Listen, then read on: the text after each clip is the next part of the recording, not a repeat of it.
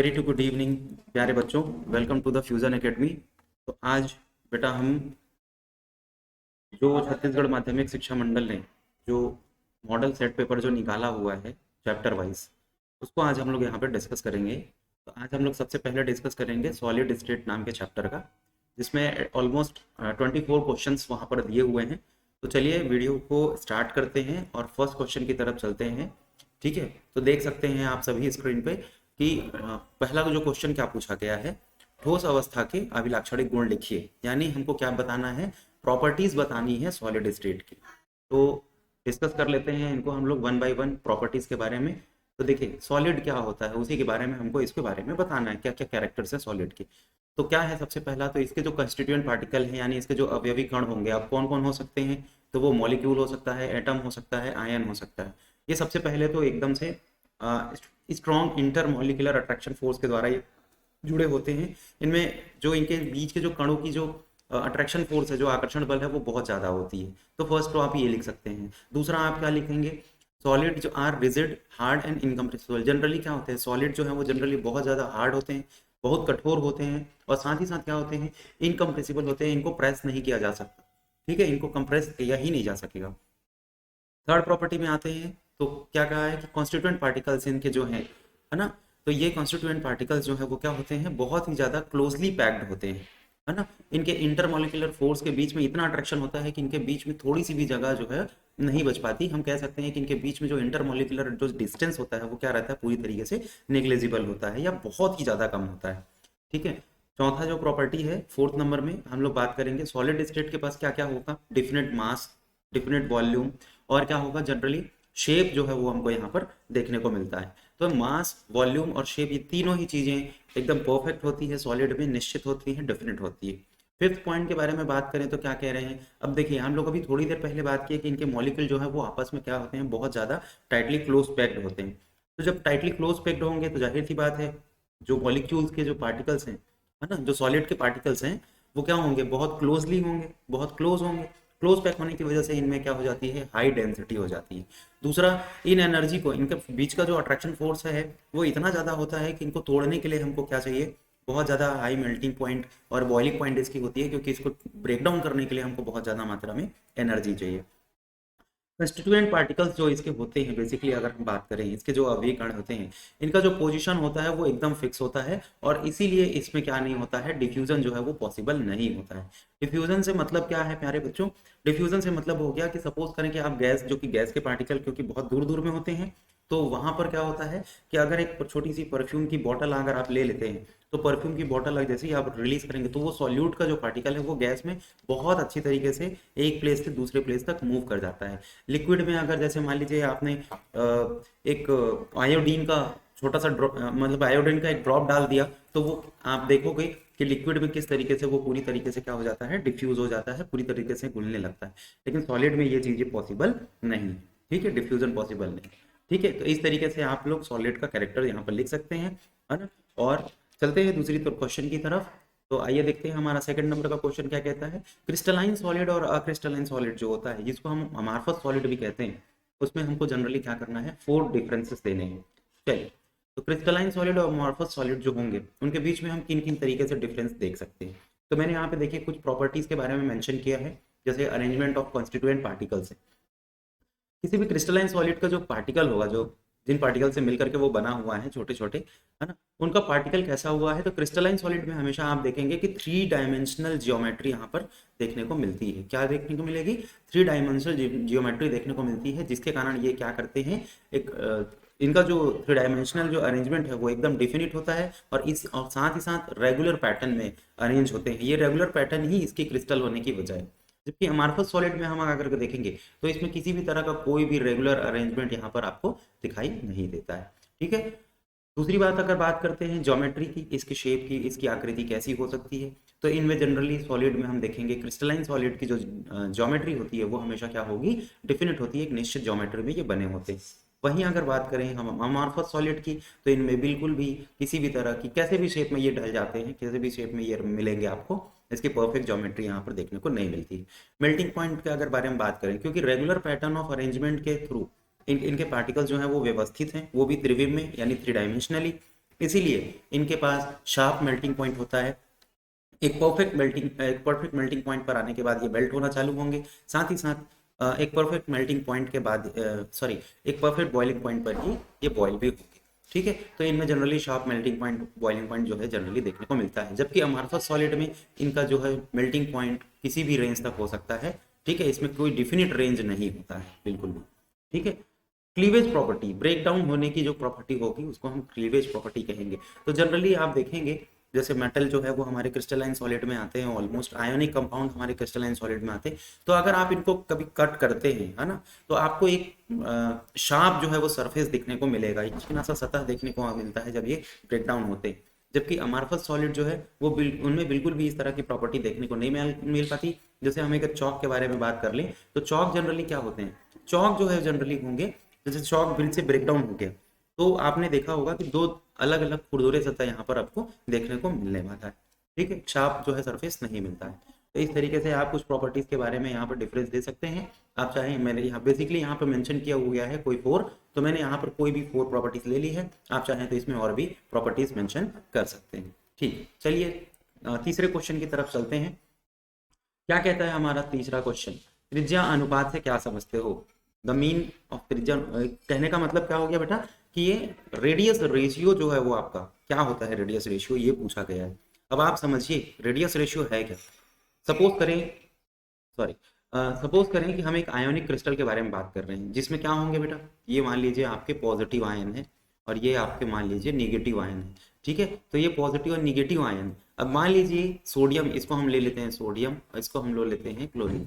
ठीक है, तो सोडियम और क्लोरीन के बीच में क्या देखने को मिलेगा, इसका रेडियस क्या होगा, इसके न्यूक्लियस से इसके सेंटर इसके आउटर मोस्ट ऑर्बिट तक की दूरी जहाँ पे इलेक्ट्रॉन रहेगी उसका जो आकर्षण फोर्स होगा। तो यहाँ पर हम यहाँ इसको आर ले लेते हैं। और वैसे ही अगर माइनस चार्ज के बारे में बात करेंगे तो ये इसका न्यूक्लियस हो गया, यहाँ से न्यूक्लियस से इसके आउटर मोस्ट सरफेस की दूरी। और तो यहाँ पर हम क्या बात करेंगे, यहाँ पर क्या पूछा है आपसे, देखिए त्रिज्या अनुपात रेशियो। तो यहाँ पर अगर हम बात करें, मान लीजिए हम इस आर को ले लेते हैं आर प्लस और इस आर को ले लेते हैं आर माइनस, तो इन्हीं के बीच के डिस्टेंस को हम क्या कहते हैं, रेडियस रेशियो कहते हैं ये। ठीक है, इससे इस रेडियस रेशियो निकालने से हमको क्या पता चल जाता है, इससे हमको पता चल जाता है कि वो किस तरह का ज्योमेट्री कैरी करता है, कोई भी जो क्रिस्टल है वो किस तरह का ज्योमेट्री कैरी करता है। ठीक है, इसके कुछ पैरामीटर्स दिए हुए हैं रेशियो के कि जब मान लीजिए अगर 0.7 से एक रेंज है, एक लिमिट दी गई है, एक क्राइटेरिया बनाया गया है कुछ कुछ नंबर्स को लेकर के इस तरीके से। तो ये सपोज करिए कि ये ऑक्टाहेड्रल आ जाएगा, यानी इसमें 8 ऑक्टाहेड्रल क्रिस्टल आपको ये देखने को मिलेगा। किसी में आपको 6 लिगेंड्स देखने को, सॉरी 6 जो है वो कोऑर्डिनेशन नंबर देखने को मिलेगा इस तरीके से, है ना, 3 डायमेंशनली। तो कुछ रेंजेस डिसाइड किए गए हैं जिससे हमको क्या पता चल जाता है, इससे क्रिस्टल की ज्योमेट्री पता चल जाती है। तो त्रिज्या अनुपात आपका जो है ये होता है बेटा। ठीक है, इसके लिए आंसर आप क्या लिख सकते हैं, त्रिज्या अनुपात जो है वो विभिन्न क्रिस्टल संरचनाओं के लिए उनके समन्वय ज्यामिति के आधार पर एक महत्वपूर्ण त्रिज्या अनुपात को परिभाषित करता है। ये वही चीज कह रहा है, मतलब जो रेडियस रेशियो जो निकलेगा जो भी इक्वल आएगा, जैसे मान लीजिए सोडियम का रेडियस है ना और क्लोरीन का रेडियस, इनके बीच का जो रेडियस रेशियो निकलेगा तो इसका जो भी वैल्यू आएगा उससे हम क्रिस्टल को देख सकते हैं। जैसे यहाँ पर इसका जो रेडियस रेशियो आता है वो ऑलमोस्ट 6 कोऑर्डिनेशन नंबर के अंदर आता है। कहने का मतलब कि अगर आप मान लीजिए पॉजिटिव निगेटिव करके एक लंबी सी लैटिस बना लेते हैं, एक 3D क्रिस्टल बना लेते हैं इस तरीके से, तो आपको ये पता चलेगा कि हर एक पॉजिटिव चार्ज जो है वो 6 जो है क्यूबिक स्ट्रक्चर रहेगा और 6 जो है निगेटिव चार्ज से घिरा रहेगा। सेम एज वेल एक निगेटिव चार्ज जो है वो 6 पॉजिटिव चार्ज से घिरा रहता है और क्यूबिक स्ट्रक्चर बनाते हैं। ठीक है बेटा, चलिए आइए चलते हैं फोर्थ क्वेश्चन की तरफ। फोर्थ क्वेश्चन हमारा क्या कहता है, फोर्थ क्वेश्चन कहता है कि रीजन देना है वो आपको यहाँ पर। देखिए कारण बताइए, क्या कह रहा है कि ग्लास को सुपर कूल्ड लिक्विड क्यों माना जाता है। आप सभी ने ग्लास को टूटते फूटते तो जरूर देखा होगा, क्या वो मेटल की तरह या अन्य ग्रेफाइट की तरह या किसी और दूसरे क्रिस्टल की तरह कभी परफेक्टली कट हुआ है? नहीं। ग्लास को अगर थोड़ी सी भी ठोकर लगेगी, सपोज करिए कि अगर मैं एक छोटा सा यहाँ ग्लास का पीस बना लेता हूँ इस तरीके से, और मान लीजिए इसको कहीं से हल्का सा धक्का लग गया, कहीं से यहाँ से हमने कोई प्रेशर दे दिया, तो ग्लास जनरली क्या होगा, ये बिल्कुल भी मतलब ऐसे करके शेप में नहीं टूटने वाला है, इक्वल शेप में, ये कुछ इस तरीके से टूट जाता है, ये कुछ इस तरीके से टूट जाता है और आपका ये पूरा ग्लास भी बर्बाद हो सकता है इस कंडीशन में। क्योंकि एक तो पहली बात ये है कि ये सॉलिड है ही नहीं, ठीक है, ये एक तरह का क्या है, लिक्विड स्टेट है, जो जिसको क्या किया हुआ है, सुपर कूल्ड किया गया है। चलिए इसका आंसर देख लेते हैं हम लोग, है ना। क्या कहा गया है, कांच को अशीतलित द्रव इसलिए कहा जाता है क्योंकि कांच बेसिकली क्या है बेटा, एक अनाकार ठोस है, बिना कोई आकार वाला, है ना। इसका कोई भी निश्चित आकार नहीं होता है, जबकि ये पिघला हुआ रहेगा बहुत ज्यादा टेम्परेचर पे। तो इसको फिर बाद में क्या किया जाता है, इसको सॉलिड बनाने के लिए इसको बहुत ज्यादा ठंडा किया जाता है, जिसके कारण ये एक एक ऐसा टाइप का एक शेप ले लेता है। हालांकि इसको हम परफेक्ट शेप नहीं कहेंगे, ठीक है, इसीलिए इसकी कोई आकृति नहीं होती, इसका कोई आकार नहीं होता है, ठीक है। जनरली इसको क्या करते हैं, बहुत ज्यादा मात्रा में फ्रीज किया जाता, बहुत ज्यादा लो टेम्परेचर पर इसको फ्रीज किया जाता है। और इनमें इनके मॉलिक्यूल्स में क्या होती है बेटा, फ्लोइंग प्रॉपर्टीज होती है। इसके मॉलिक्यूल में क्या होती है, देखो जनरली अगर हम किसी क्रिस्टलाइन सॉलिड के बारे में बात करते हैं, तो मान लीजिए ये उसके क्रिस्टलाइन सॉलिड के ये उसके कंस्टिट्यूएंट पार्टिकल हैं, तो सारे पार्टिकल क्या होंगे, आपस में बिल्कुल बंधे हुए होते हैं, जिसकी वजह से क्या होता है, जब ये पार्टिकल आपस में पूरी तरह से बंधे होंगे, तो जिसकी वजह से क्या होगा कि ये पार्टिकल बिल्कुल भी मूवेबल नहीं होते। जबकि ग्लास में ऐसा नहीं है, क्योंकि ये कंसीडर इसको लिक्विड किया जाता है, इसीलिए जनरली इसमें क्या होते हैं, इसमें फ्लूइड प्रॉपर्टी पाई जाती है। यानी कहने का मतलब ये है कि इसमें जो है इनके जो इसके सब्सटेंस हैं, इसके जो पार्टिकल्स हैं, वो कहीं भी गति कर सकते हैं, कहीं भी मूव कर सकते हैं। इसीलिए ग्लास को क्या कहा गया है, सुपर कूल्ड लिक्विड के नाम से जाना गया है। ये हो गया हमारा क्वेश्चन नंबर 4 का फर्स्ट क्वेश्चन। सेकंड क्वेश्चन के बारे में बात करते हैं। तो सेकंड क्वेश्चन कह रहा है कि आयोनिक सॉलिड जो होते हैं वो क्या होते हैं, हार्ड तो होंगे, कठोर होंगे, लेकिन साथ ही साथ ब्रिटलनेस होते हैं, भंगुर क्यों होते हैं, आसानी से टूट जाने वाले क्यों होते हैं, ये कहा। तो चलिए इसका आंसर जान लेते हैं। सबसे पहले तो ग्लास बोल रहा था, माफी चाहूंगा, आयोनिक सॉलिड के बारे में बात करते हैं। तो बच्चों आयोनिक सॉलिड जनरली क्या होता है, आयोनिक सॉलिड जो है वो दो पॉजिटिव, अगर हम बात करें दो अपोजिट आयन, जिसको हम क्या कह सकते हैं, एक केट आयन और एन आयन, यानी पॉजिटिव आयन और निगेटिव आयन, इनके बीच में अपोजिट चार्ज है, इसीलिए एक बहुत अच्छा अट्रैक्शन फोर्स होगा। इस अट्रैक्शन फोर्स को किस नाम से जाना जाता है, इसे ही कहते हैं इलेक्ट्रोस्टैटिक फोर्स ऑफ अट्रैक्शन। क्या कहते हैं, electrostatic force of attraction, Hindi में इसको कहते हैं प्रबल स्थिर विद्युत आकर्षण बल। तो ये जो आकर्षण बल इनमें पाया जाता है, इसी की वजह से ये क्या होते हैं, क्योंकि बहुत स्ट्रांगली फोर्स होता है, इसी की वजह से ये क्या होते हैं, आयोनिक सॉलिड जो है वो बहुत ज्यादा मात्रा में ठोस होते हैं, हार्ड होते हैं, ठीक है, सॉलिड के फॉर्म पे रहते हैं, ठीक है, आयोनिक सॉलिड जो है हार्ड होते हैं। और साथ ही साथ क्या होती है, भंगुरता, यानी जो इसमें ब्रिटलनेस की जो प्रॉपर्टी पाई जाती है वो कैसी होती है, इनमें जो नॉन डायरेक्शनल आयंस का अरेंजमेंट है, ठीक है, जिसकी वजह से कैसा, नॉन डायरेक्शनल, कैसे भी मतलब अरेंज हो गया, जहां पे पॉजिटिव निगेटिव है, नॉन डायरेक्शनल अरेंजमेंट की वजह से, गैर दिशात्मक प्रकृति जिसको हम कहते हैं, नॉन डायरेक्शनल नेचर की वजह से आयोनिक सॉलिड को तोड़ लेना काफी आसान हो जाता है, इसलिए ये आसानी से टूट जाते हैं, ब्रिटलनेस होते हैं हार्ड होने के साथ साथ। तो इस तरीके से इसका आंसर आप लिख सकते हैं, ठीक है। चलिए चलते हैं क्वेश्चन नंबर 5 की तरफ।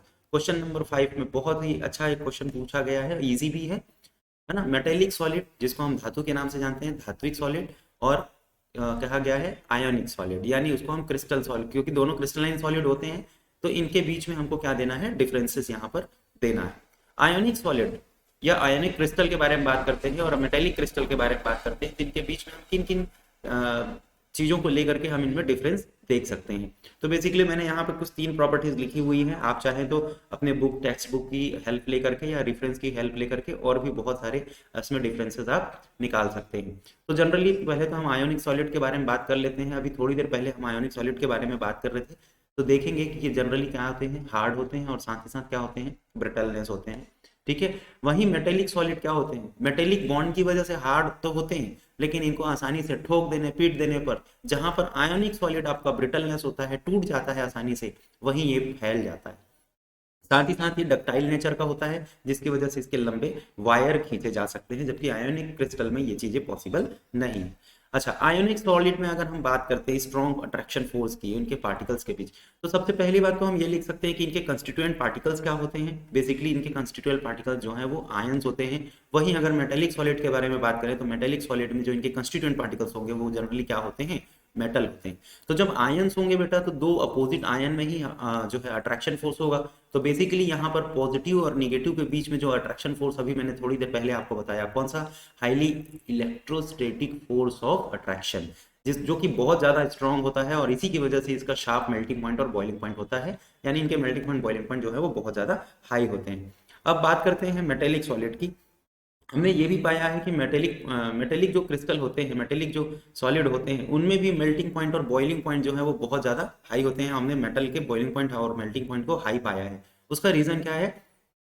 क्योंकि यहाँ पर देखिए, जहाँ पर यहाँ आयन एक मजबूत फोर्स ऑफ अट्रैक्शन बना रहे हैं, वहीं यहाँ पर जो मेटल है वो एक मेटल पार्टिकल दूसरे मेटल पार्टिकल के साथ मिल करके मेटेलिक बॉन्ड फॉर्म कर ले रहा है, जो कि एक तरह से बहुत स्ट्रांग बॉन्ड होता है। और साथ ही इनके सरफेस पर क्या रहता है, मोबाइल इलेक्ट्रॉन रहते हैं। ठीक है, मोबाइल इलेक्ट्रॉन की वजह से ये शाइनी प्रॉपर्टी के भी होते हैं। ठीक है, वहीं अगर हम बात कर लें आयनिक क्रिस्टल की, तो बात करते हैं due to the presence of ions. अब मैंने पहले ही आयनिक क्रिस्टल का नाम ही स्पष्ट हो जाता है पहले ही कि ये आयन से बने हुए हैं। अब क्योंकि यहाँ पर जो आयन है वो सॉलिड स्टेट में बिल्कुल भी मूवेबल नहीं है, क्योंकि स्ट्रॉन्ग अट्रैक्शन फोर्स है। अगर पॉजिटिव आयन कहीं मूव करना चाहेगा भी तो उसको निगेटिव आयन ने बहुत स्ट्रांगली अट्रैक्शन फोर्स के साथ पकड़ के रखा हुआ है।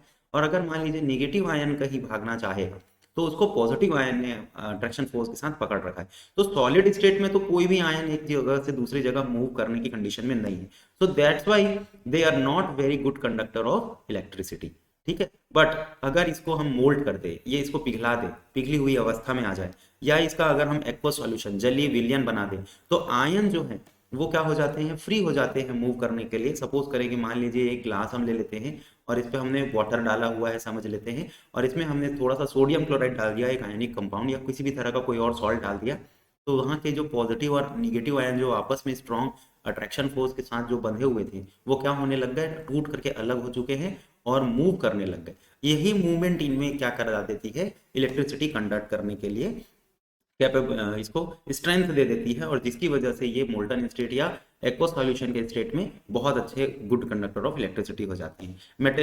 मेटल तो बेटा इलेक्ट्रिसिटी का कंडक्शन करता ही है, ये तो हमको पता ही है, क्योंकि इनमें क्या पाया जाता है, मोबाइल इलेक्ट्रॉन पाया जाता है। मोबाइल इलेक्ट्रॉन से मतलब क्या है कि ये मोबाइल इलेक्ट्रॉन जनरली क्या होते हैं, सॉरी, ये मोबाइल इलेक्ट्रॉन जनरली क्या होते हैं, बहुत मात्रा में फ्री होते हैं। ठीक है, तो ये फ्री होने की वजह से ही, जैसे मान लीजिए एक मेटल की मैंने एक छोटी सी ऐसे रॉड बना ली, इसके सरफेस पर आपको बहुत सारे ऐसे मोबाइल इलेक्ट्रॉन दिखाई देंगे। मोबाइल का मतलब क्या हो गया बेटा, ये कहीं भी मूव कर सकने वाले इलेक्ट्रॉन, इसको मोबाइल इलेक्ट्रॉन कहा जाता है। ठीक है, इसी की वजह से मेटल जो है वो शाइनी प्रॉपर्टी शो करते हैं, और साथ ही साथ इलेक्ट्रिसिटी प्रॉपर्टी। साथ ही साथ एक चीज और है कि ये मोबाइल होने के साथ साथ और क्या है, फ्री है, बिंड नहीं है, किसी से बंधे हुए नहीं है।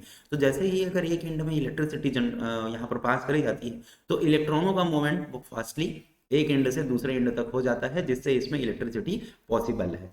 ठीक है, तो ये कुछ अंतर हैं, डिफरेंसेस हैं किसके किसके बीच, आयोनिक क्रिस्टल और मेटेलिक क्रिस्टल के बीच। ठीक है, चलिए चलते हैं नेक्स्ट क्वेश्चन की तरफ। तो ये फिफ्थ का ए क्वेश्चन था। बी क्वेश्चन में देखते हैं क्या पूछा गया है। तो क्वेश्चन नंबर बी में पूछा गया है कि क्वार्ट्ज हैं, ग्रेफाइट हैं और हीरा, ये किस तरह के सॉलिड में आते हैं। ठीक है, explain what type of solid quartz, graphite and diamonds are. तो जनरली अगर हम बात करें बेटा किसकी, तो जनरली जो क्रिस्टलाइन सॉलिड होते हैं वो कैसे होते हैं, ये इनकी जो अवस्था ही कैसी होती है, क्रिस्टलीय ठोस होती है। ठीक है, इनमें एक क्या होती है, एक विशेष तरह की ज्योमेट्री यहाँ पर देखने को मिलेगी, टिपिकल ज्योमेट्री होती है। साथ ही साथ इनका जो किसी भी, ये क्वार्ट्ज है, ग्रेफाइट है या हीरा है, इनमें एक क्या होता है बेटा, रेगुलर पैटर्न ऑफ अरेंजमेंट होता है, और हर एक पार्टिकल के बीच में एक क्या बोल सकते हैं, एक डिफिनेट डिस्टेंस यहाँ पर देखने को मिलेगा, निश्चित दूरी यहाँ पर देखने को मिलती है। ठीक है, ये देखिए जैसे एक पार्टिकल, ये मान लीजिए एक पार्टिकल है, दूसरा पार्टिकल है, तीसरा, तो एक निश्चित डिफरेंस यहाँ पर देखने को मिलता है, जिसके कारण ये क्या कर लेते हैं, एक परफेक्ट शेप जो है वो कैरी कर लेते हैं। ठीक है, जिसकी वजह से ये कौन सा सॉलिड बनाते हैं, क्रिस्टल बना लेते हैं। इसीलिए इसका सही आंसर क्या होगा, क्वार्ट्ज, ग्रेफाइट और ये जो हीरा यानी डायमंड जो है वो किस तरह के ठोस हैं, क्रिस्टलाइन सॉलिड है। ठीक है, चलिए नेक्स्ट क्वेश्चन की तरफ चलते हैं। तो नेक्स्ट क्वेश्चन में आप लोगों को क्या किया गया है, यहाँ पर देखिए आप कुछ बहुत सारे यहाँ पर कुछ सब्सटेंसेस दिए हुए हैं। इन सब्सटेंस में आपको ये बताना है कि किन किन तरह के सॉलिड स्टेट को कैरी करते हैं। ठीक है, तो सबसे पहले बात कर लेते हैं इसके आंसर की। चलिए पहला हम बात करते हैं पोटेशियम सल्फेट। अब पोटेशियम सल्फेट बेटा आपको पता है सुनने में K2SO4, जहां पर पोटेशियम में पॉजिटिव है और निगेटिव में -2 चार्ज कैरी करता है, यानी ये एक तरह का क्या है, सॉल्ट। पॉजिटिव और निगेटिव के बीच में जब भी अट्रैक्शन फोर्स देखने को आपको मिल रहा है एक सॉल्ट, तो किस तरह के सॉलिड होंगे, आयोनिक सॉलिड होंगे। टिन यानी कि एक मेटल है, तो ये मेटल मेटल बॉन्ड बना करके मेटेलिक ठोस को कैरी करेगा। बेंजीन, क्योंकि देखिए बिल्कुल भी पोलर नहीं है, बेंजीन को आप स्ट्रक्चर आपने पढ़ा है C6H5, सॉरी C6H6, इस तरीके से इसमें किसी भी तरह से कोई भी तरह का पोल यहाँ पर देखने को नहीं मिलता है, ये आपका बेंजीन हो गया। इसमें किसी भी तरह से कोई पोल नहीं है, इसीलिए ये किस तरह के सॉलिड बनाएंगे, ये मॉलिक्यूल तो बनाएंगे, मॉलिक्यूलर सॉलिड है, लेकिन बिल्कुल भी पोल नहीं होने के कारण नॉन पोलर मॉलिक्यूलर सॉलिड के फॉर्म बनाते हैं। यूरिया, यूरिया में पोलैरिटी नेचर देखी जाती है, इसी तरह से ये मॉलिक्यूलर सॉलिड तो होंगी क्योंकि यूरिया अपने आप में एक मॉलिक्यूल है, और ये जब एक यूरिया दूसरे यूरिया से जुड़ेगा तो ये पोलर नेचर का होकर के पोलर मॉलिक्यूलर सॉलिड को फॉर्म करता है। अमोनिया, अमोनिया में आपको पता है कि इसमें हाइड्रोजन भी है, नाइट्रोजन भी है, और जब एक अमोनिया दूसरे अमोनिया से जुड़ेगा तो इसकी का हाइड्रोजन क्या करता है, दूसरे अमोनिया के नाइट्रोजन के साथ हाइड्रोजन बॉन्ड बना लेता है। तो ये जो सॉलिड फॉर्म कैरी करेंगे, ये क्या करेंगे, हाइड्रोजन बॉन्डेड मॉलिक्यूलर सॉलिड जो है वो यहाँ पे फॉर्म कर देंगे। सेम एज वेल अगर आप वाटर में भी देखें तो वाटर में भी यहाँ पर अगला वाटर, देखिए मॉलिक्यूल जुड़ेगा एक वाटर का मॉलिक्यूल दूसरे वाटर से, तो यहाँ पर क्या होता है कि ये ऑक्सीजन जो है वो दूसरे वाले वाटर के मॉलिक्यूल के साथ क्या बना लेता है, एक विशेष तरह का बॉन्ड बना लेता है जिसको हम हाइड्रोजन बॉन्ड कहेंगे। ये भी जब सॉलिड स्टेट में कैरी सॉलिड के स्टेट को बनाएगा तो क्या बनाएगा, हाइड्रोजन बॉन्डेड मॉलिक्यूलर सॉलिड बनाएगा, क्योंकि यहाँ पर देखिए एटम्स नहीं अटैच हो रहे हैं, यहाँ पे एक मॉलिक्यूल दूसरे मॉलिक्यूल से हाइड्रोजन बॉन्ड के थ्रू जुड़ रहा है। जिंक सल्फाइड, अब वापस आ जाते हैं, एक मेटल एक नॉन मेटल आपको देखने को मिल रहा है जिंक सल्फाइड। तो ये जिंक सल्फाइड में क्या हुआ है, आप देखिए ध्यान से, ये मेटल हो गया यानी पॉजिटिव चार्ज कैरी करने वाला है, निगेटिव चार्ज कैरी करने वाला है, यानी एक तरह से क्या हो गया, ये आयोनिक। तो इसीलिए ये कौन सा फॉर्म करेगा, सॉल्ट है, तो इसीलिए आयोनिक सॉलिड को बनाएगा। बात करते हैं ग्रेफाइट की, तो ग्रेफाइट में आप लोगों ने देखा होगा, इसमें ग्रेफाइट क्या है, कार्बन का एलोट्रोप, तो कार्बन कार्बन ही आपस में जुड़ करके कोवेलेंट टाइप का नेटवर्क सॉलिड बना लेते हैं। ठीक है, चलिए आगे चलते हैं क्वेश्चन नंबर 6 की तरफ। क्वेश्चन नंबर 6 में पूछा हुआ है क्रिस्टल लैटिस और एकक कोष्टिका, इसका मतलब यूनिट सेल हो गया। तो क्रिस्टल लैटिस क्या है, सबसे पहले तो मैं आपको एक छोटा सा डायग्राम के थ्रू बता देता हूँ। सपोज करिए कि आपने बहुत सारा ये मॉलिक्यूल ले लिया हुआ है या एटम ले लिया हुआ है, या चाहे ये आपके आयन भी हो सकते हैं।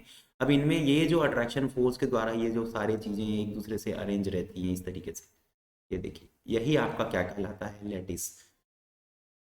ये अट्रैक्शन फोर्स के थ्रू एक नेटवर्क लाइक स्ट्रक्चर बना लिए, इसी नेटवर्क को क्या कहते हैं, लैटिस साइट।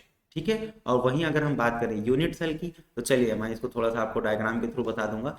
आपने रूबिक्स क्यूब देखा होगा बेटा, 3 डायमेंशनली, जैसे हम 1 डायमेंशन मॉलिक्यूल्स को कुछ इस तरीके से रखेंगे, 2 डायमेंशनली, जैसे ये देखिए ये 1 डायमेंशन क्यों है, क्योंकि ये सिर्फ एक्स डायरेक्शन में। यहाँ पर आपको 2 डायरेक्शन देखने को मिलेगा, आप चेक करें, ये वाला आपका एक्स डायरेक्शन हो गया, तो ये ऊपर जाने वाला आपका क्या हो गया, वाई डायरेक्शन। लेकिन अभी आपको मैं यहाँ पर 3D का स्ट्रक्चर दिखा रहा हूँ। देखिए 3D के स्ट्रक्चर में क्या हुआ है, ये देखिए ये आपका हो गया मान लीजिए एक्स डायरेक्शन, ये देखिए ये आपका हो गया वाई डायरेक्शन, ये आपका हो गया वाई डायरेक्शन, ठीक है, ये वाई, और ये जो गया है आपका ये कौन सा डायरेक्शन है, जेड डायरेक्शन। अभी आप चेक करिए, यहाँ पे फोकस करेंगे थोड़ा, अभी आप चेक करिए कि यहाँ हुआ क्या, खुद ही देखिए कि ये एक मॉलिक्यूल है जो क्या है, कंटिन्यू एक पैटर्न है। देखिए एक एक छोटा सा बॉक्स है, रूबिक्स क्यूब का अगर हम छोटा सा बॉक्स निकाल लें, एक क्यूबिक स्ट्रक्चर निकाल लें, तो ये इसका क्या कहलाएगा, यूनिट कहलाएगा। और इसी की रिपीटिंग यूनिट क्या है बेटा, एक 3D स्ट्रक्चर को फॉर्म करती है। यूनिट सेल, इनके कैरेक्टर्स के बारे में अगर हम बताएं तो यूनिट सेल को आप देख रहे हैं यहाँ पर एक क्यूबिक यूनिट सेल है जिसके 8 कॉर्नर्स होते हैं। देखिए 6 फेस 8 कॉर्नर्स, एक क्यूब की तरह इसको बनाया गया है, क्यूब है ना। और इसके देखिए आपको 3 डायरेक्शन देखने को मिलेगा, ये आपको 1 डायमेंशन जो कि एक्स के नाम से दिखाई दे रहा है, ये आपका सेकेंड डायरेक्शन है जो कि वाई, और ये आपका थर्ड डायरेक्शन जेड। तो 3 पैरामीटर तो आपके यहाँ हो गए एक्स वाई जेड। साथ ही साथ ये तीनों जो डायमेंशन है वो एक पर्टिकुलर पॉइंट पर आकर के यहाँ पर मिल रहे हैं। आप चाहे कहीं भी देख लीजिए, देखिए यहाँ पर भी देख लें, किसी भी एटम में आप चेक करेंगे, हर जगह पे ये 3 डायमेंशन जो है वो आकर के यहाँ पे मिल रहा है। तो जब यहाँ पे आके मिल रहा है तो वो 3 एंगल भी फॉर्म करेगा। जैसे मान लीजिए हमने इसको ले लिया अल्फा, इसको ले लिया बीटा, इसको ले लिया गामा, तो ये 3 पैरामीटर यहाँ पे इसके एंगल का आ गया। तो टोटल बेटा अगर हम बात करें एक यूनिट सेल के पैरामीटर तो कितने होते हैं, 6 पैरामीटर होते हैं। सबसे पहला तो ये इसका एज लेंथ हो गया, यानी क्या, इसका जो डायमेंशन है, अभी आप देखिए यहाँ से लेकर के यहाँ तक का जो ये क्या हो गया, ये भुजा हो गई इसकी एज लेंथ, यानी क्या हो गया 3 डायमेंशन में ए, ये देखिए आप, ये होगा आपका यहाँ से इस कॉर्नर से लेके इस कॉर्नर तक बी, और इस कॉर्नर से इस कॉर्नर तक आप ले लीजिए सी। तो 3 एज हो गए इसके, साथ ही साथ क्या हो गया 3 एंगल हो गया, कौन कौन से, अल्फा बीटा एंड गामा। तो ये 3 जो हैं आपके एंगल और 3 आपके एज मिल करके टोटल 6 पैरामीटर यहाँ पर आपके बनाते हैं। ठीक है, नेक्स्ट क्वेश्चन की तरफ चलते हैं। तो क्वेश्चन नंबर 8 में पूछा गया है कि अंतः केंद्रित घनीय जालक, जिसको हम इंग्लिश में अगर देखें तो इसको क्या कहते हैं बेटा, बॉडी सेंट्रेड क्यूबिक यूनिट सेल। ठीक है, तो बॉडी सेंट्रेड क्यूबिक यूनिट सेल में क्या करना है, इसका स्ट्रक्चर बनाना है और साथ ही साथ आपको क्या करना है, इसमें जो है नंबर ऑफ एटम्स जो है वो कैलकुलेट करना है। तो बॉडी सेंट्रेड क्यूबिक यूनिट सेल क्या है, सबसे पहले तो आपको सिंपल क्यूबिक यूनिट सेल बना लेना है इस तरीके से। देखिए एक क्यूब का स्ट्रक्चर कुछ इस तरीके से आप बना सकते हैं। ठीक है, ये आपका एक क्यूब बन गया, ये आपका क्या है, सिंपल क्यूबिक यूनिट सेल। क्यों, क्योंकि इसके 8 कॉर्नर पे 8 एटम्स आपको दिखाई दे रहे हैं कुछ इस तरीके से। ठीक है, साथ ही साथ बात करते हैं बॉडी सेंट्रेड कहा है, यानी क्या, अगर ये आपको एक क्यूबिक ग्लास कंटेनर दिया गया है, यानी इसके बीचों बीच आपको एक और एटम को रखना है, तब ये क्या कहलाएगा, बॉडी सेंट्रेड क्यूबिक यूनिट सेल। पूरी बॉडी के बीचों बीच है, इसीलिए बॉडी के सेंटर में है, तो बॉडी सेंट्रेड क्यूबिक यूनिट सेल। चलिए इसमें नंबर ऑफ एटम हम कैलकुलेट कर लेते हैं। तो अगर आपको मैं एक छोटा सा डायग्राम दिखा दूं तो आप इस डायग्राम को थोड़ा सा फोकस करेंगे। देखिए ये जो 8 कॉर्नर पर 8 एटम्स प्रेजेंट हैं, देखिए 8 कॉर्नर पर ये जो 8 एटम्स यहाँ पर प्रेजेंट है पूरे, इसका कितना प्रतिशत भाग, कितना परसेंट हिस्सा इसके अंदर है, क्रिस्टल के अंदर है, बाकी सब तो बाहर है, इसके अंदर कितना प्रतिशत भाग है, 8 क्रिस्टल 8 एटम्स हैं, तो इसका जो है 1/8वां हिस्सा ही क्रिस्टल के अंदर कंट्रीब्यूशन में है। तो इसी से आपको क्या निकल आएगा, देखिए 1 एटम यहाँ पर निकल आएगा, और एक आपका देखिए यहाँ पर पूरा पूरा क्या है, बीचों बीच एक भी हिस्सा कहीं भी बाहर नहीं, पूरा बॉडी के अंदर है। तो एक एटम तो आपका बेटा ये हो गया, इसीलिए टोटल जो नंबर ऑफ एटम होंगे वो कितने हो जाएंगे, यहाँ पर 2 हो जाएंगे। ठीक है, चलिए चलते हैं नेक्स्ट क्वेश्चन की ओर। इसके बाद पूछा गया है बेटा कि फलक केंद्रित घनीय कोशिका क्या है, इकाई कोशिका में उपस्थित परमाणुओं की संख्या को ज्ञात कीजिए। तो सबसे पहला तो इसमें हम बात कर लेते हैं फेज सेंट्रेड क्यूबिक यूनिट सेल की, जिसको आप शॉर्ट में एफसीसी भी लिख सकते हैं, और साथ ही साथ इसमें क्या करना है बेटा, आपको इस यूनिट सेल में कितने नंबर ऑफ एटम होते हैं वो आपको कैलकुलेट करके बताना है। तो सबसे पहले तो एफसीसी क्रिस्टल होता क्या है, इसके बारे में हम जान लेते हैं। ये देखिए आपको एक क्यूबिक स्ट्रक्चर यहाँ पे बना के दिखाया गया है, जैसे मैंने आपको पहले ये क्यूबिक बनाया दिखाया, ये जैसे क्यूब है, तो इसके कितने फेस हो सकते हैं बेटा, इसके 6 फेस होते हैं। देखिए ये वाला जो आप देखेंगे, मैं आपको इस डायग्राम के हिसाब से दिखा देता हूँ। ये देखिए ये वाला, सबसे पहले हम चलते हैं पीछे के हिस्से में, ये देखिए ये पूरा पीछे का हिस्सा। ठीक है, जैसे कि जिसको आप देख रहे हैं इस तरीके से, एक फेस तो आपको यहाँ पे देखने को मिलेगा, दूसरा फेस आपको कहाँ देखने को मिलेगा, इसके जस्ट सामने तरीके से, तीसरा हिस्सा आपको देखने को मिलेगा यहाँ पर, ये तीसरा फेस हो गया। चौथा हिस्सा आपको देखने को मिलेगा यहाँ पर, यह आपका चौथा हिस्सा हो गया। ठीक है, पांचवा हिस्सा आपको देखने को मिलेगा यहाँ ऊपर की ओर इस तरीके से, और छठवां हिस्सा आपको देखने को मिलेगा ये नीचे की ओर। तो इस तरीके से आपके बेटा यहाँ पर 6 फेस होते हैं। अब देखिए 8 कॉर्नर्स पर 8 एटम तो प्रेजेंट है, या और इनका कंट्रीब्यूशन कितना है, 8 × 1/8 पार्ट, तो इससे तो निकल आएगा आपका 1 एटम।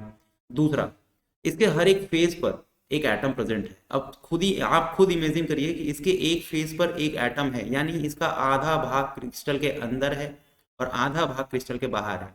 यानी अगर हम बात करें तो टोटल कितने एटम दिखाई दे रहे हैं फेज पे, 1 2 3 4 5 6, टोटल 6 फेज, तो 6 एटम्स, और इसका आधा हिस्सा ही कंट्रीब्यूट कर रहा है क्रिस्टल के अंदर। तो इससे आपको कितने एटम मिल जाएंगे, 3। तो 3 + 1 कितना हो गया बेटा, फिर आप इसमें टोटल कर लीजिए, 3 + 1 कितना हो गया, 4। यहाँ पर आपको क्या देखने को मिलेगा, नंबर ऑफ एटम देखने को मिलेगा। तो ये है इसका राइट आंसर। ठीक है बेटा, चलिए क्वेश्चन नंबर 10 की तरफ चलते हैं। क्वेश्चन नंबर 10 में क्या पूछा गया है, देखिए उपसहसंयोजन संख्या का क्या अर्थ है, क्या होता है उपसहसंयोजन संख्या, जिसको हम इंग्लिश में क्या कहते हैं, कोऑर्डिनेशन नंबर के नाम से भी जानते हैं बेटा। तो what is the coordination number? Firstly मैं आप लोगों को ये बता दूं, कोऑर्डिनेशन नंबर सीधी सीधी मैं बता दे रहा हूँ क्या है। अगर मान लीजिए हम एटम का इस तरीके से अरेंजमेंट कर रहे हैं, आपके कितने पड़ोसी हैं वही आपका क्या है, कोऑर्डिनेशन नंबर है। इस तरीके से मान लीजिए मैंने एक एटम को, ये इस तरीके से हमने कुछ एटम ले लिया, इसको एक अरेंजमेंट दे दिया।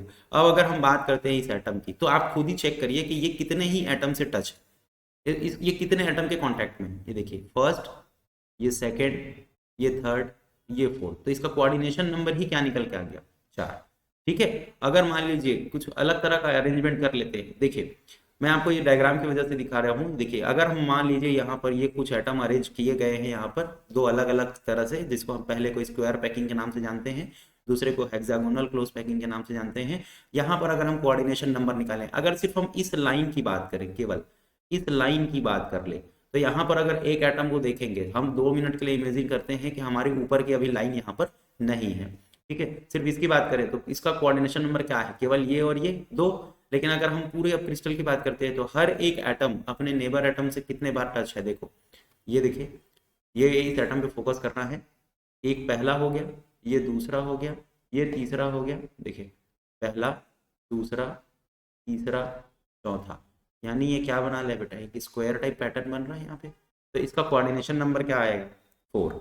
वहीं अगर यहाँ पर हम किसी भी एक एटम की बात कर ले हेक्सागोनल वाले में, मान लीजिए इसकी बात करते हैं, तो चलिए चेक करते हैं और नंबरिंग कर लेते हैं इससे टच होने वाले जितने भी एटम हैं। आप देखिए ये यहाँ से टच है, इसको हम ले लेते हैं 1, इसको हम ले लेते हैं 2, इसको 3, इसको 4, इसको 5 एंड दिस इज 1 6। तो आप खुद ही चेक करिए ये एक हेक्सागोन बना रहा है इस तरीके से।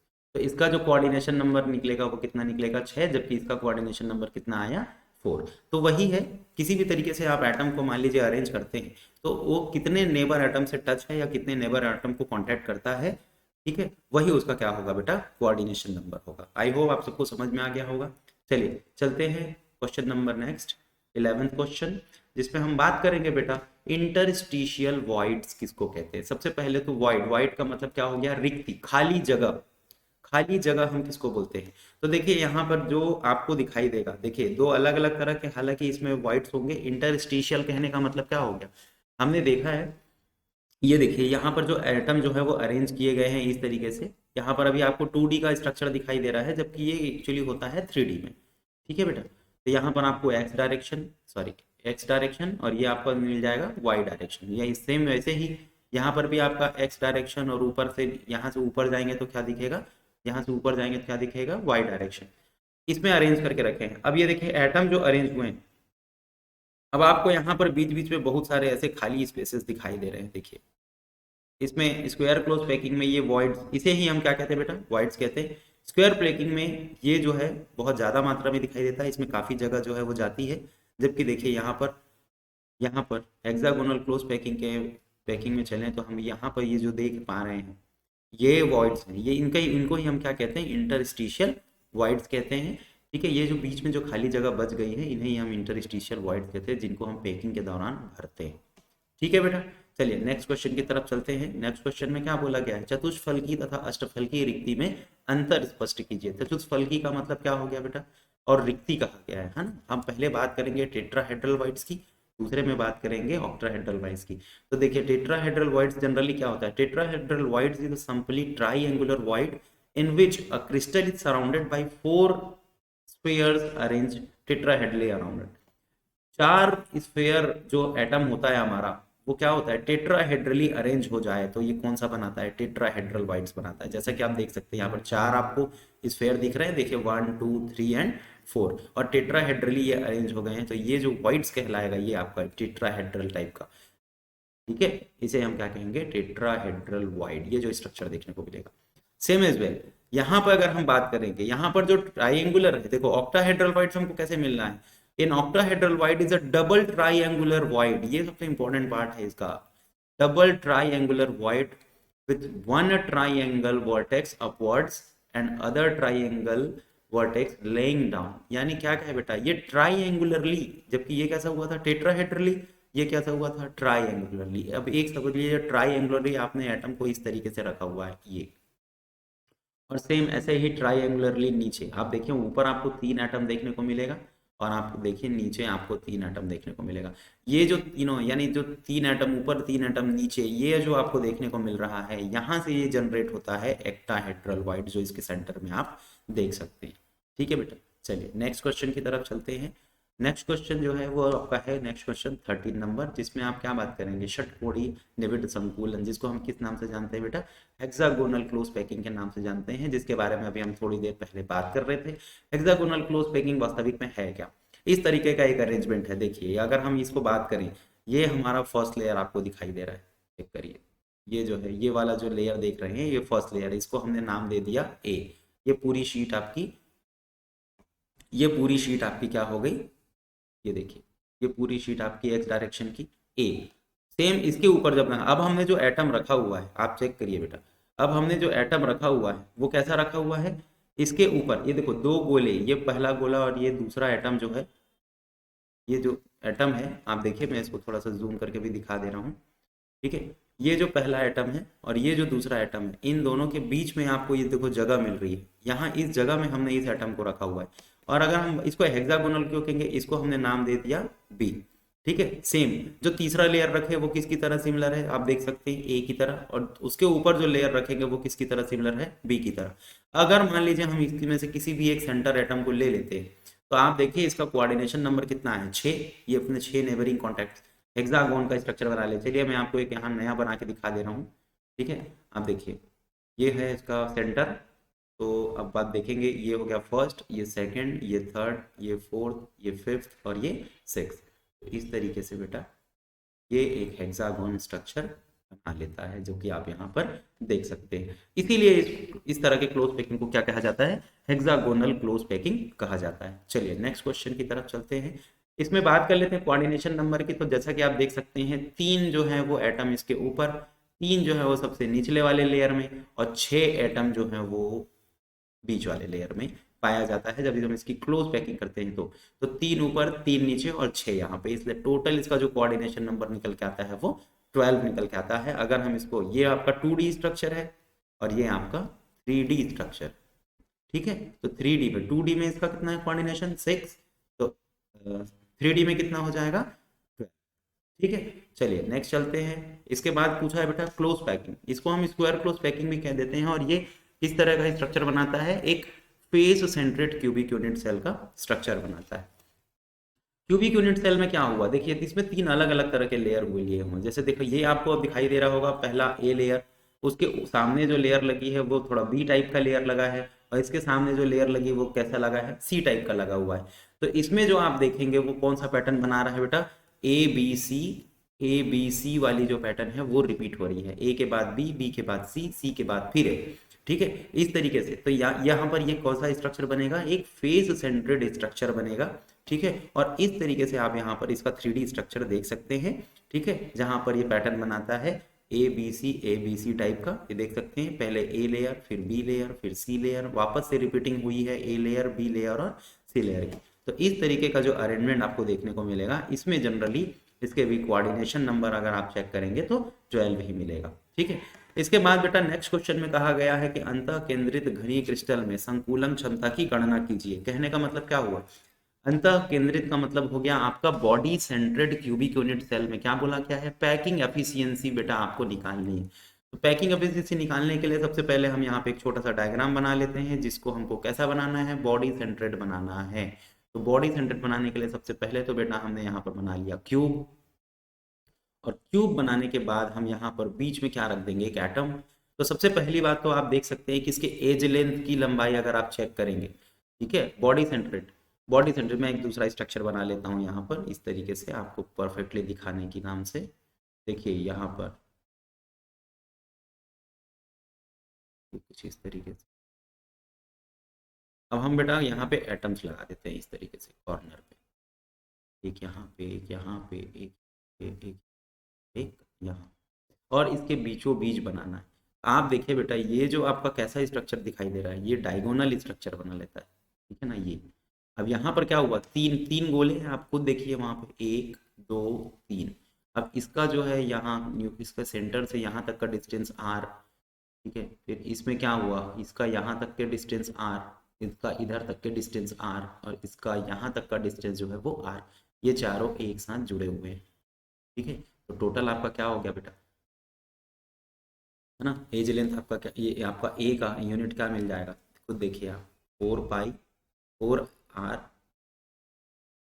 देखिए पहले तो हम यहाँ चलते हैं, बॉडी 100 क्यूबिक यूनिट से जो बीसीसी लैटिस है, ठीक है, इनमें रिलेशनशिप क्या है बिटवीन एज लेंथ ए और रेडियस में क्या लेंथ निकल जाएगा relationship, a is equal to 4r/3। अब वॉल्यूम निकालेंगे तो वॉल्यूम क्या होता है क्यूब का, ए क्यूब, तो ए का वैल्यू कितना है 4r√3, तो यहाँ से अगर आप निकालेंगे 4r√3 पूरे का पावर 3, तो आपको निकल आएगा 64r³ 3√3, ये वैल्यू निकल आएगा आपका। ये क्या हो गया बेटा, एक क्यूब का वॉल्यूम हो गया आपका, ठीक है ना, बीसीसी क्यूब का वॉल्यूम हो गया। अब एक एटम कितना कैरी करता है, एक गोले का जो वॉल्यूम होता है वो कितना होता है 4 3 πr³। ठीक है, टोटल कितने नंबर ऑफ एटम रहेंगे जो कि हम निकाल चुके हैं पहले ही, जैसे 8 कॉर्नर से एक एटम निकल के आएगा और साथ ही एक एटम जो है वो सेंटर में है, तो टोटल आपको देखने को 2 एटम मिलने वाला है, 2 एटम देखने को मिलेगा एक यूनिट सेल में। ठीक है, तो एक एटम का वॉल्यूम इतना, तो 2 एटम का वॉल्यूम कितना हो जाएगा, तो इतना इंटू 2 कर देंगे सीधा 4, तो ये आपका निकल आएगा कितना 8 3 πr³।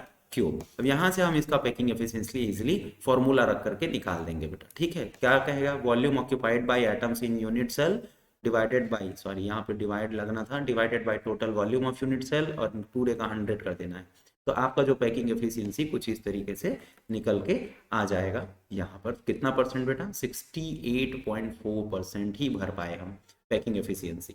ठीक है, तो इस तरीके से आप इसको प्रैक्टिस कर लीजिएगा और कोशिश करिएगा कि आप भी इसको बहुत इजीली कैलकुलेट कर पाए। चलिए नेक्स्ट क्वेश्चन की तरफ चलते हैं। नेक्स्ट क्वेश्चन में पूछा है बेटा, पैकिंग कैपेसिटी के बेस पे, है ना, पैकिंग क्षमता के आधार पर हमको बताना है कि पैकिंग जो फलक केंद्रित जो होता है यानी एफसीसी की जो संरचना होती है, इसकी संकुलन क्षमता कितनी होती है, सबसे ज्यादा होती है, पैकिंग एफिशिएंसी के थ्रू बताना है। तो हम सबसे पहली बात तो ये बना लेते हैं बेटा कि आपको एक डायग्राम दिखा देते हैं एफसीसी की। एफसीसी क्रिस्टल क्या है आप देख सकते हैं, ये एक एफसीसी का डायग्राम है। ठीक है, एफसीसी के डायग्राम में आप एक यहाँ पर क्यूब देख सकेंगे और साथ ही साथ क्या देखेंगे बेटा कि फेस में, हर एक फेस में, क्योंकि यहाँ पर एक एटम प्रेजेंट है, यहाँ पर फेस में आपको एक एटम दिखेगा। ठीक है, अब आप यहाँ पर दो तरह के ट्राइगोनल देख सकते हैं। देखो सबसे पहले क्या माना गया है, पहले देखा गया है ए बी सी, अब आप निकाले यहाँ पर ए बी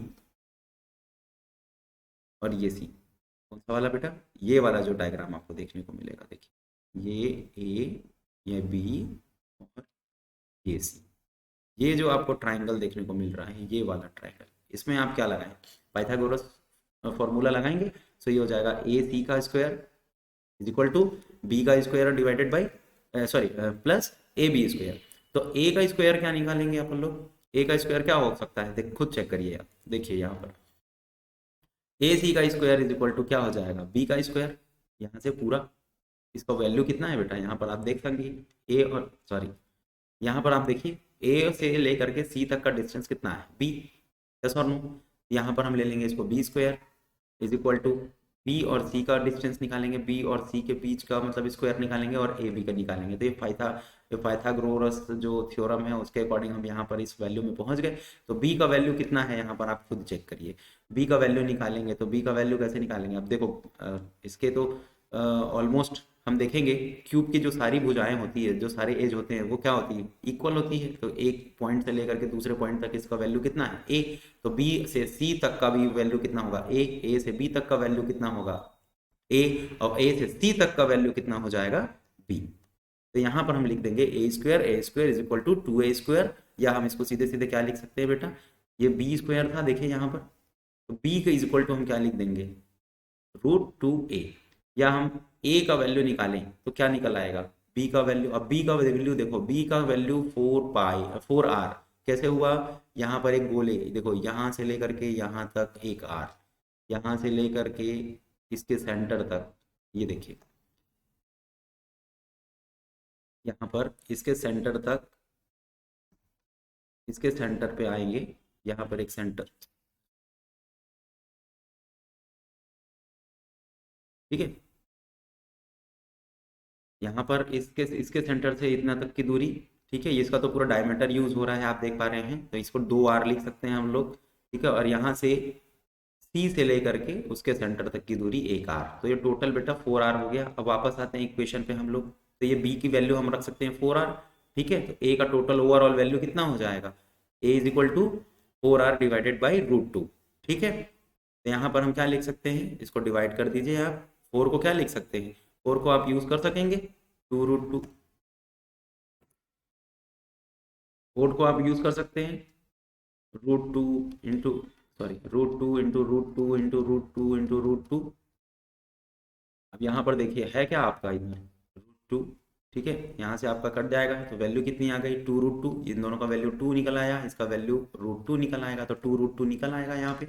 2√2R ए का जो है वैल्यू हो गया, आर का वैल्यू निकालोगे तो ए डिवाइडेड बाई क्या हो जाएगा 2√2। तो अब यहाँ पर हम बात करते हैं, क्योंकि देखिए इस पूरे FCC में टोटल नंबर ऑफ एटम कितने होते हैं, 4 एटम्स होंगे, और एक गोले का जो आयतन होता है, एक गोले का वॉल्यूम होता है, वो कितना होता है 4/3 πr क्यूब। यस और नो, इसको इंटू कर देंगे यहाँ पर से, तो आपका वैल्यू भी यहाँ पर निकल आएगा। कितना निकल आया बेटा, आप इसको कैलकुलेट कर लेंगे। ठीक है, तो यहाँ पर वैल्यू कैलकुलेट करते ही आपको वैल्यू मिलेगा, यहाँ पर कितना आ गया देखिए 4 हो जा 16/3 πr क्यूब, ये इसका वैल्यू निकल गया। अब यहाँ पर हम पैकिंग एफिशिएंसी का फॉर्मूला रख देंगे, क्या होता है टोटल वॉल्यूम जो स्फीयर के द्वारा घेरा गया है यूनिट सेल में, जो कि कितना है बेटा 16/3 πr क्यूब, और एक जो गोले का आयतन कितना, सॉरी एक उसकी जो यूनिट सेल का जो टोटल वॉल्यूम है वो कितना है, तो ए का वॉल्यूम हम यहाँ पर लिख देंगे इंटू 100। यहाँ से बेटा आप देख पा रहे होंगे थोड़ा सा 40 ये हमने डिवाइड किया, कितना देखने को मिल रहा है आपको 74% जो है वो हम FCC में देख पा रहे हैं। यही चीज अगर हम देखें बेटा BCC में कितना देख पाते हैं 68% के अराउंड, लेकिन वहीं अगर हम बात करते हैं FCC में सबसे ज्यादा हाईएस्ट स्ट्रेंथ है 74%। तो इस तरीके से हम पैकिंग एफिशिएंसी के थ्रू बता सकते हैं कि FCC में जो है वो इसकी पैकिंग एफिशिएंसी जो है वो क्या होती है, बहुत ज्यादा हाई होती है। ठीक है, नेक्स्ट क्वेश्चन की तरफ चलते हैं बेटा। एक क्वेश्चन दिया हुआ है, बहुत अच्छा क्वेश्चन है। देखिए सिल्वर का CCP यूनिट है, यानी क्यूबिक क्लोज पैकिंग